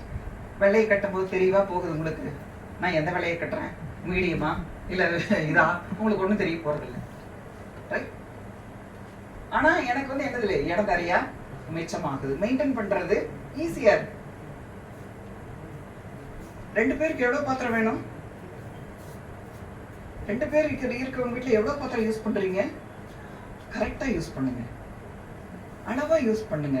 உங்க டைம் மிச்சமாகும். இறைவனை நினைக்கிறதுக்கு உங்களுக்கு டைம் நிறைய கிடைக்கும். உங்களுக்கு எக்ஸ்ட்ரா டைம் நிறைய கிடைக்கும். நல்ல காரியங்கள் நம்ம செய்யலாம், இல்ல வீட்டை சுத்தம் பண்ணலாம், டைம் எக்கச்சக்கமா கிடைக்கும் நமக்கு. அதனாலதான் பி சிம்பிள். இதைத்தான் இறைவன் விரும்புறாரு. குழந்தை சிம்பிளா இருக்கு, எல்லாருக்கும் சாம்பிளா இருக்கு. ரைட்? நாமெல்லாம் என்ன உறுதிமொழி எடுப்போம், யாரையும் வதந்தி பேச மாட்டேன், அனாவசியமாக யாரையும் குற்றம் குறை சொல்ல மாட்டேன். அப்படி சொன்னீங்கன்னா சித்திரகுப்தன் நம்ம மேல செக்ஷன் எழுதுறாருன்னு நினைச்சுக்கோங்க. ஆமா, செக்ஷன், நம்ம செக்ஷன் அங்க பிரிண்ட் ஆயிட்டு இருக்கு. பகவான் உண்மையே சொல்றாரு, ஒவ்வொரு செகண்டும் நான் வீடியோ எடுக்கிறவன்னுங்கிறாரு. ரைட்?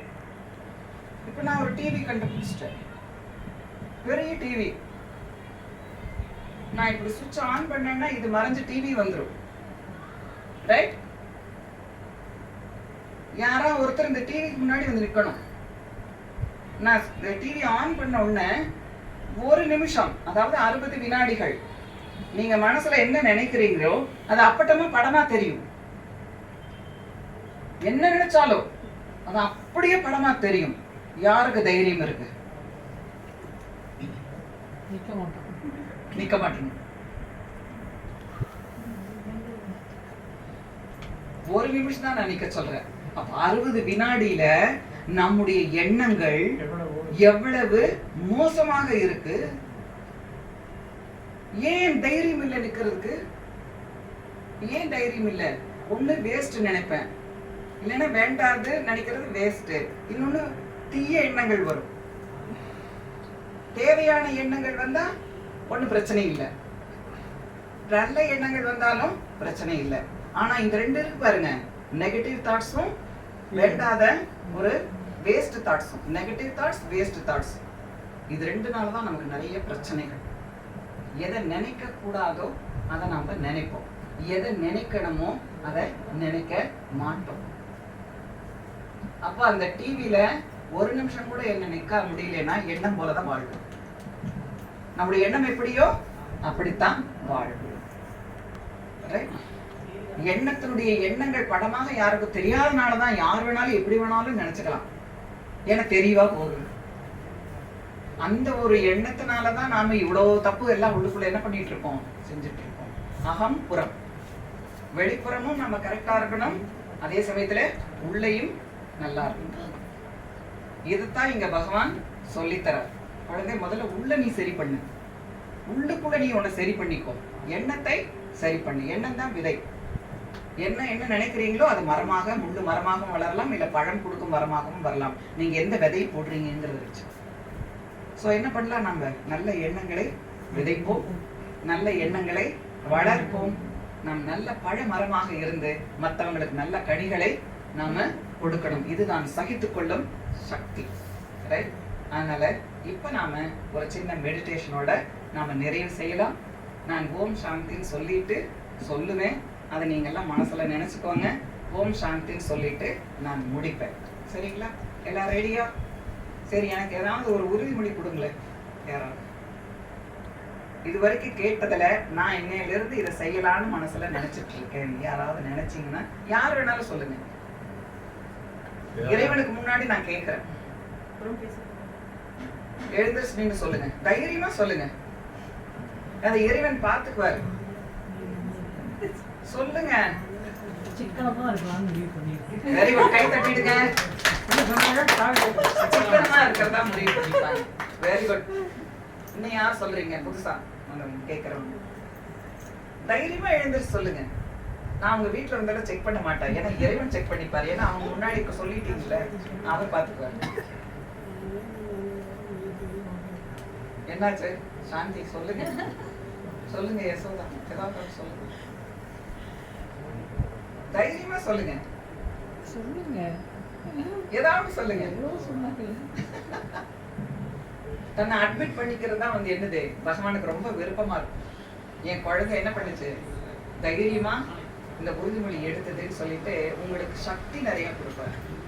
எப்ப நீங்க அந்த உறுதிமொழி தர்றீங்களோ அவருடைய பார்வை உங்க மேல நீங்க சொன்னதுக்காக அவர் என்ன பண்ணுவாரு, ஹெல்ப் பண்ணுவார். எண்ணத்தால கூட யாரையும் ஹர்ட் பண்ண மாட்டீங்க. வெரி குட், கை தட்டிடுங்க. எனக்கு ரிசல்ட் வேணும். ஆக ஏன்னா எல்லார் மனசுலயும் சித்திரகுப்தன் ஞாபகம் வச்சுக்கோ. நான் சொல்றேன்னா இல்லையோ, தர்மராஜபுரியில யார் இருப்பா, சிவன் தான் இருப்பார். இப்ப ஆத்மா பென்ட்ரைவ், இந்த பென்ட்ரைவை இந்த பெரிய டிவியில அவர் கனெக்ட் பண்ணிடுவார். புரியுதுங்களா? ஆத்மால என்ன பதிவாகி இருக்கிறதோ அதை பென்ட்ரைவ்ல என்ன பண்ணிடுவாரு, நாம கொண்டு போறோம். ஆத்மாவில தான் பாவ புண்ணியங்கள், அங்க அவர் பெரிய டிவியில அதை சொருகிட்டு, இந்த பாரு நீ இவ்வளவு பாவம் பண்ணியிருக்க, புண்ணியம் பண்ணியிருக்க, நான் அதுக்குரிய தண்டனை உனக்கு கொடுப்பேன். அவ்வளவுதான். அதனால அந்த பாட்டி மாதிரி நம்ம இருக்க வேண்டாம், நிறைய செக்ஷன்ல மாட்ட வேண்டாம். அதுக்கப்புறம் என்னது, உங்களுக்கு நீங்க கண்டக்டர் கிட்ட மட்டுமே என்ன பண்ணுங்க, டிக்கெட் வாங்குங்க. சிம்பிளா வாழ பழகிக்கோங்க. என்னென்ன விஷயம் தேவை, விருப்பம், ஆசை, இந்த மூன்றையும் மனசுல வச்சுட்டு நீங்க எந்த கடைக்கு வேணாலும் போங்க. இதெல்லாம் நம்ம ஃபாலோ பண்ணா நம்ம பெண்கள் மிகப்பெரிய ஒரு மகா சக்தியாக நாம உருவாக முடியும். ஏன்னா நம்ம சக்தி இதுலதான் என்ன ஆகுது, இறங்கிடுது. அதனால பெண் எப்படிப்பட்டவள், எல்லாத்தையும் தாங்கக்கூடிய சக்தி இருக்கு. பொதுவா பாத்தீங்க அப்படின்னா பெண் என்பவள் பிசிக்கலி வீக்கா இருப்பாங்க, ஆனா மென்டலி ஸ்ட்ராங்கா இருப்பாங்க. மென்ஸ் எல்லாம் பிசிக்கலி ஸ்ட்ராங்கா இருப்பாங்க, ஆனா மென்டலி அவங்க எல்லாம் ரொம்ப தவிச்சிருவாங்க. அவங்களால நிறைய கஷ்டத்தை தாங்க முடியாத எங்க கொட்டுவாங்க, வைஃப் கிட்ட தான் கொட்டுவாங்க. ஏன்னா அவங்க தாங்கிப்பாங்க. ரைட்? அவங்கள பாவம் இல்ல, தைரியமா இருக்காங்க. ஆனா கணவன் மனைவியை விட்டுட்டு இருக்கிறது ரொம்ப கஷ்டம். இந்த வாழ்க்கையில எவ்வளவு பேர் அந்த மாதிரி துன்பப்படுறாங்க, துக்கப்படுறாங்க. ஏன்? இவங்க மென்டலி ஸ்ட்ராங். அதனால அடிக்கடி அவர் சொல்வார், என்னை விட்டுட்டு போயிடாதேன்னு பாரு. இல்ல அப்படி எல்லாம் இல்ல, என்ன பண்ணு சொல்லுவாங்க. நாம எதை தாரணை பண்ணலையோ, எது பிராக்டிஸ் பண்ணலையோ அதுக்காக சான்ஸ் வந்துரும், நீ பண்ணுங்கிற மாதிரி வந்துரும். அப்படியெல்லாம் நம்ம நினைக்க கூடாது. நாம் யாருக்கு எப்படி விதிக்கப்பட்டிருக்கோ அது நடக்கட்டும்னு தான் நினைக்கணும். அதனால நாம் இந்த உறுதிமொழி எடுத்துப்போம். எல்லாரும் எடுத்திருப்பீங்கன்னு நினைக்கிறேன். ஒரு சின்ன மெடிடேஷனோட நாம் இந்த நிறைவு செய்யலாம் இந்த இதை. அதனால் நீங்கள் கண்ணை மூடினாலும் சரி, இல்லை என்ன பார்த்தாலும் சரி, என்னுடைய புருவ மத்தியை பார்த்தாலும் சரி, இல்லை நீங்கள் உங்கள் கண்ணை மூடிட்டு நீங்கள் இருந்தாலும் சரி. கண்ணை மூடினா தூக்கம் வந்துட போகுது. அதனால் கொஞ்சம் ஜாக்கிரதையாக இருங்க. நான் சொல்கிறது உங்கள் மனசுக்குள்ளே நீங்கள் நினைங்க, ஆனால் வெளியில் சொல்ல வேண்டாம். ஓகே, நான் சொல்கிறது மனசில் நினச்சிக்கோங்க. இதை தினம் 4 மணிக்கு முடிஞ்சால் எழுந்துருங்க. இல்லை நீங்கள் எப்போ எழுந்திருக்கிறீங்களோ கை கால் முகம் கழுவிட்டு ஒரு சேரில் உட்காந்து இந்த தியானத்தை ஒரு 5 மினிட்ஸ் நீங்கள் பண்ணிவிட்டு அப்புறமா நீங்கள் வீட்டு வேலையை ஸ்டார்ட் பண்ணலாம். Okay, right. ரெட் லைட் போடுங்க. நான் இந்த ரொம்ப சின்ன சோஃபாவில் உட்காந்து முயற்சி பண்ணி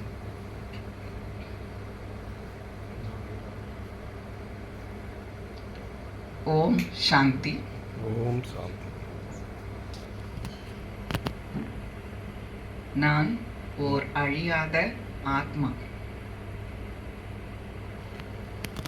இரு புருவங்களுக்கு மத்தியில்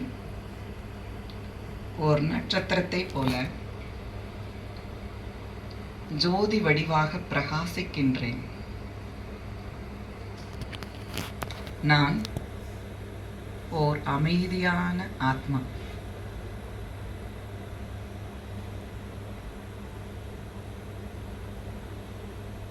நான் என்னுடைய தந்தை பரம்பிதா பரமாத்மா தந்தை சிவனின் இனிமையான குழந்தை. அவரே எனக்கு தாயும் தந்தையுமாக இருக்கின்றார்.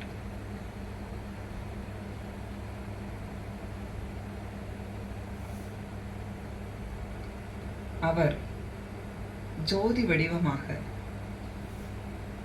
செஞ்சோதி நிற கதிர்கள் சூழ்ந்த சிவலோகம் என்ற இடத்தில் இருக்கின்றார். அவர் முன்னால் நானும் நட்சத்திரத்தை போல நிற்கின்றேன்.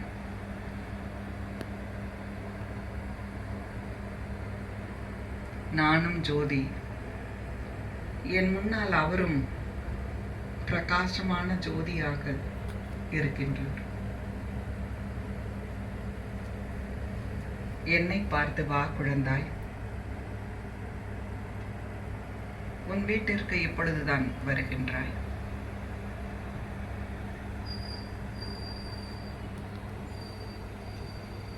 உன் தந்தையாகிய என்னை சந்திக்க அன்புடன் வந்திருக்கும் உன்னிடம் எனக்கு மிகவும் அன்பு இருக்கிறது.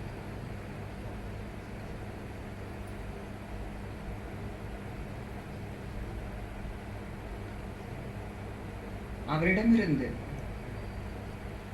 அன்பு என்ற ஒளி ஆத்மாவாகிய என்னிடம் வந்து சேர்கிறது. கருணை என்ற ஒளி என்னிடம் வந்து சேர்கிறது. ஞானம் என்ற ஒளி என்னிடம் வந்து சேர்கிறது. இவ்வாறு என் குணத்தான் ஆகிய எண்ணிலடங்காத நல்ல குணங்களை உடைய என் தந்தையிடமிருந்து அனைத்து நற்குணங்களும் என்னை வந்து சேர்கிறது. நான் முன்பை விட மிகவும் பிரகாசமாக ஒளிர்கின்றேன்.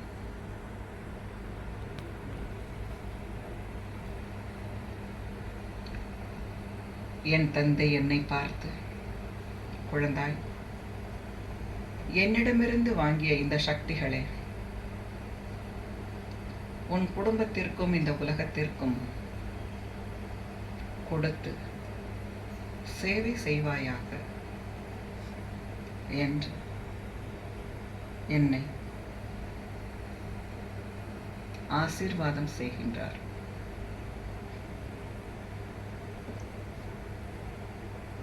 புருவ மத்தியில் நான் இப்பொழுது பிரகாச சொரூபமாக இருப்பதை அனுபவம் செய்கிறேன். எனக்குள் இறைவனுடைய ஒளியானது, சக்தியானது நிரம்ப பெற்று இருப்பதை நான் அனுபவம் செய்கிறேன். இப்பொழுது என் புருவ மத்தியிலிருந்து ஒளியானது புறப்பட்டு என் உச்சம் தலையிலிருந்து உள்ளங்கால் வரைக்கும் மெதுவாக பரவுகிறது. இதனால் என் உடலில் உள்ள உட்பாகங்கள் அனைத்தும் இறைவனுடைய சக்தியால் தூய்மையாகிறது, சக்தி அடைகிறது.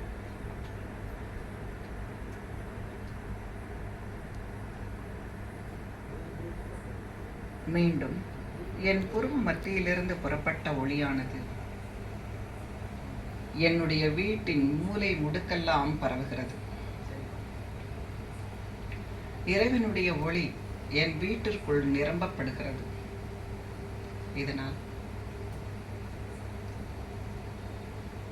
வேண்டாத எண்ணங்கள் என் குடும்பத்திலிருந்து வெளியேறுகிறது. இதனால் நான் பாதுகாப்பாக உணர்கின்றேன்.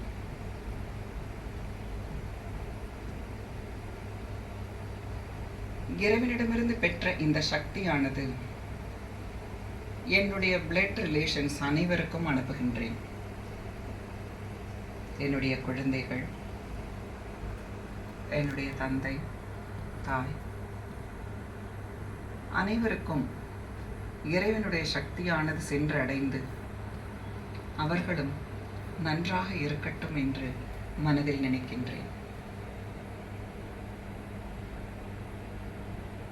என்னை சார்ந்த சொந்த பந்தங்கள் அனைவரும் இறைவனுடைய சக்தியை உணர்ந்து அவர்களும் நன்றாக இருக்கட்டும் என்று சுப பாவனை, நல்ல எண்ணங்களை அவர்கள் மேல் வைக்கின்றேன். நான் செய்யும் தொழில், என்னை சார்ந்த சமுதாயம், அக்கம் பக்கம் உள்ள வீடுகள், என் சம்பந்தத்தில் வரக்கூடிய அனைத்து தொழிலை சார்ந்தவர்களும் நன்றாக இருக்கட்டும் என்று மனதில் நினைக்கின்றேன். எனக்கு எதிரி என்று யாரும் இல்லை. அனைவரும் நல்லவர்களே. அவர்கள் உயிருடன் இருந்தாலும் சரி, இல்லாவிட்டாலும் சரி, அவர்களை பற்றி நான் வேண்டாத எண்ணங்களை நினைக்க மாட்டேன். அவர்களும் நன்றாக இருக்கட்டும்.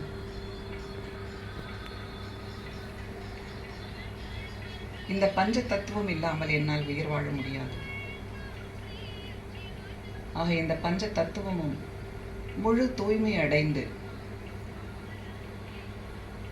நன்றாக இருக்கட்டும் என்று மனதார விரும்புகிறேன். இந்த பூமி தாயை நன்றியுடன் நினைக்கின்றேன். காற்று இல்லாமல் என்னால் வாழ முடியாது, அதற்கும் நன்றி கூறுகிறேன். என்னால் முடிந்தவரை 5 தத்துவங்களையும் மாசுபடுத்தாமல் இருப்பதற்கு முயற்சி செய்கின்றேன். மழையை நேசிக்கின்றேன், காற்றை நேசிக்கின்றேன், ஆகாயத்தை நேசிக்கின்றேன். அவர்களை நான் அன்பு செலுத்துகின்றேன். உலகம் நன்றாக இருக்கட்டும். ஒவ்வொருவரும் நன்றாக இருக்கட்டும். என் வாழ்க்கையை, இந்த நாளை நான் நன்றாக, நன்மை மிகுந்ததாக நான் பயன்படுத்துவேன். என் தந்தையை எப்பொழுதும் நினைத்துக்கொண்டே என்னுடைய வேலைகளை செய்வேன். அவருக்கு பிரியமான குழந்தையாக எப்பொழுதும் இருக்கின்றேன். நன்றி தந்தையே. நான் இவ்வாறு வாழ்வதற்கு, உயர்ந்த வாழ்க்கை வாழ்வதற்கு ஆசீர்வாதம் செய்த என் சிவ சந்தைக்கு நான் நன்றியுடன் அவர் கூறியபடி இந்த நாளை இனிய நாளாக நான் மாற்றுகின்றேன்.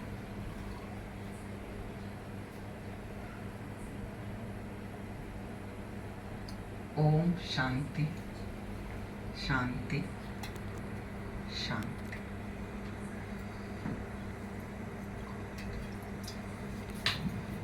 ஓம் சாந்தி.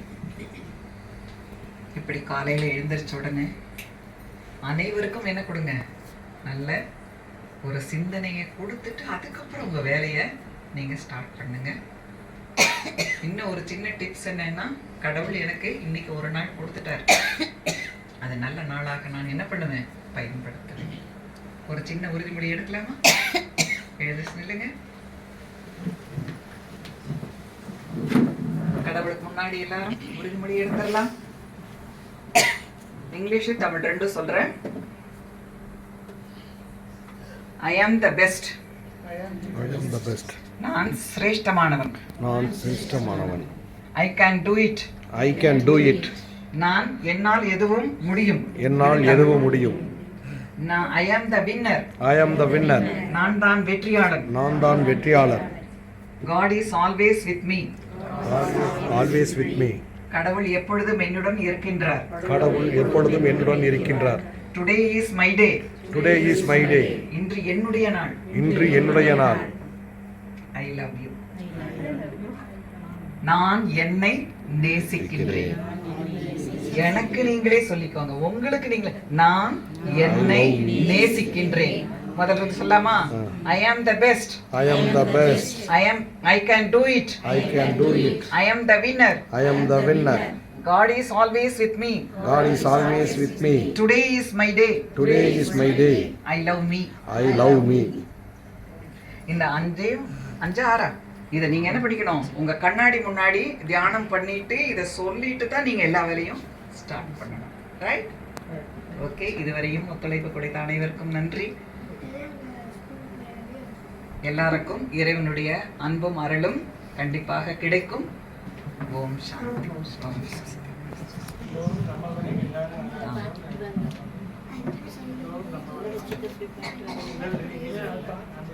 நாளைக்கு வியாபாரிகள்